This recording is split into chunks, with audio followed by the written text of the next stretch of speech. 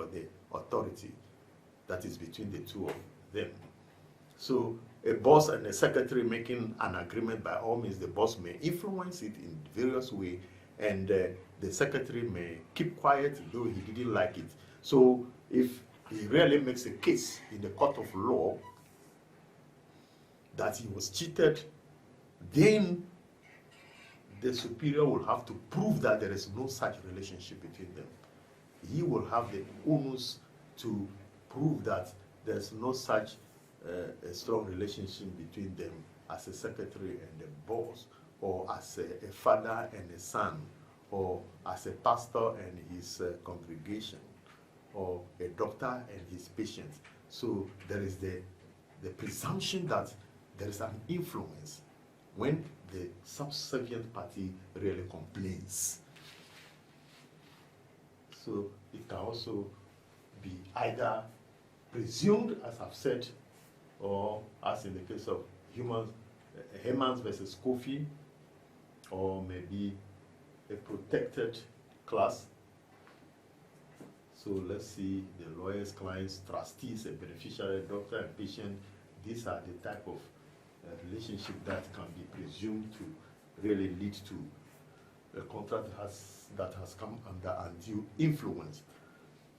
There could be also actual influence. Then public policy, any contract that is made against public policy will not be acceptable.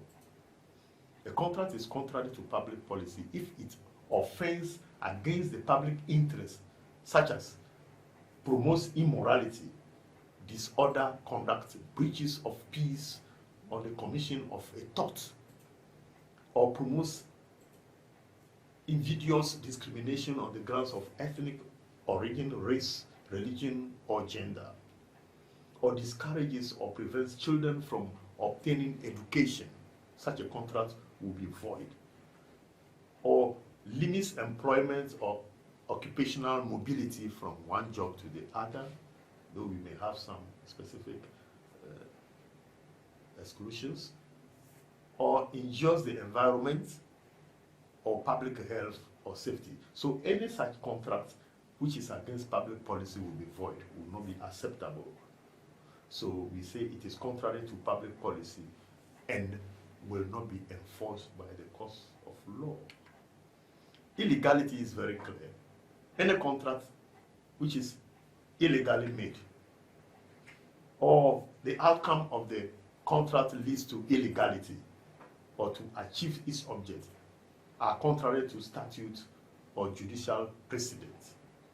So a contract that is illegal is void ab initio, as in Elwa versus Ankoma, where, however, it is not the entire contract that offends against public policy or is illegal, but only a portion of the contract. It is possible to sever the offending portion and retain the balance. So if it doesn't affect the whole contract, then if the subject matter really is not totally affected, then something can be done to make it voidable and not void. But any illegality or contract against our Criminal Offences Act 1960 or any prohibited law, you cannot make a contract to violate those rules. Then we can say the contract is illegal. For example, you cannot make a contract with another person on the sale of cocaine, or a contract on what we say prostitution, because these are all illegal, or to import contraband goods or prohibited drugs, then it is illegal to do that. Then it will not be enforced. Unconscionable contracts, on the other hand, they are contracts which are oppressive, grossly unfair, and patently unreasonable. Typical those between powerful parties on one side and poor and ignorant parties on the other hand. So numerous acquisitions of land and mineral concessions by Europeans from Africans for pittance during the colonial periods were unconscionable transactions today. So the hallmark of an unconscionable transaction is its one-sidedness. One-sidedness. Sidedness will really vitiate a contract, and the court may refuse an order of specific performance if found to be oppressive. For example, buying property from a poor or ignorant seller at a price that is considerably below market value, woefully inadequate, and then the court will not entertain that. Then we say that contract is unconscionable, is one-sided, and woefully one-sided. So we have to ask ourselves, when is there an enforceable contract then? When is there enforceable contract? It's when parties agree on the business terms or when the legal terms are finalized. Under contract law, there is no contract until all of the material elements of the deal have been negotiated and agreed upon. So a legal dispute over whether and when a contract exists will boil down to whether any of the outstanding legal issues are material elements of the deal. And I've given an explanation to such one. Now, another area we can look at under the contract law, which affects all business transactions, is discharge of contract. When do you discharge a contract? When is everybody free from obligation of a contract? There is a beginning of formation of a contract, and there must be an end of a contract. The end of the contract, the ending of the obligation is what we refer to as discharge of a contract. It is a general term for the release of the contractual obligations to do nothing further under the contract does.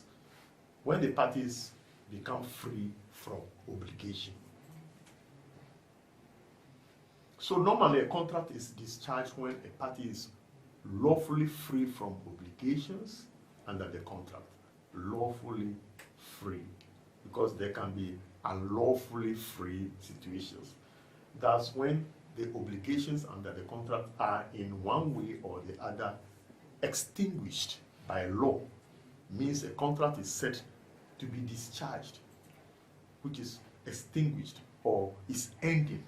There is no obligation again under the contract. Then we say your side is discharged. But there are circumstances under which work is not complete, obligation is not complete, but we assume that there is a discharge. There is no obligation again. And this is common under construction contracts, where you get the contract of a building and you have finished every work, left with just decoration around the building, and that one is not completed. But still we can assume that the building has been completed, it can be handed over, they can use it in a section of the surroundings that has not been done. So we can say that by the agreement, the contract is not fully completed, but substantial part has been done. We can assume that there is a discharge. It's only left with decoration and all other things. A lot of our roads were constructed, and the work given to the person who asked for the building of the road, and it's after some time you see people making the pavements for pedestrians to walk, and it's a later work. Though it's part of the contract, but they have already commissioned the work, meaning that there is a discharge. That is what I'm explaining, that at times the work is not fully completed, but we can accept discharge because substantial part of the work is done. But normally, obligations all must be fulfilled, then we say there is a discharge.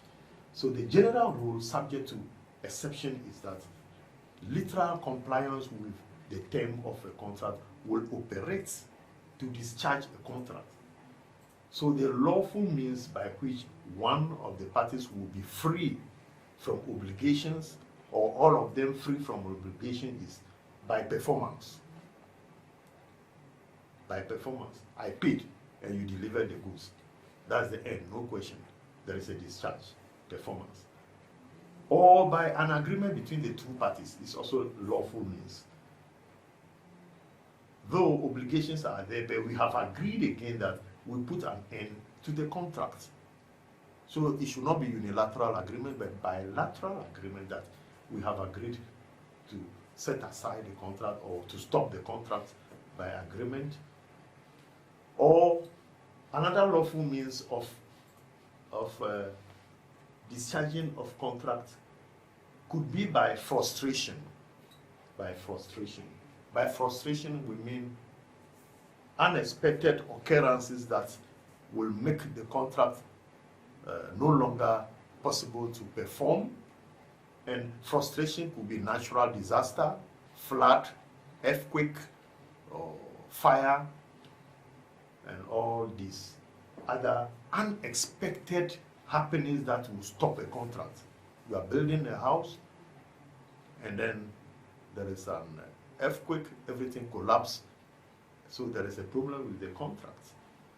We could go into this detailed, we could go further to explain some of the exceptions to these rules. They have also exceptions, but I don't think we need to do that within the scope of this program. Like, frustration must not be, for example, induced by any person. Somebody caused it. It's not by nature. So when you are building on the plot, you have to know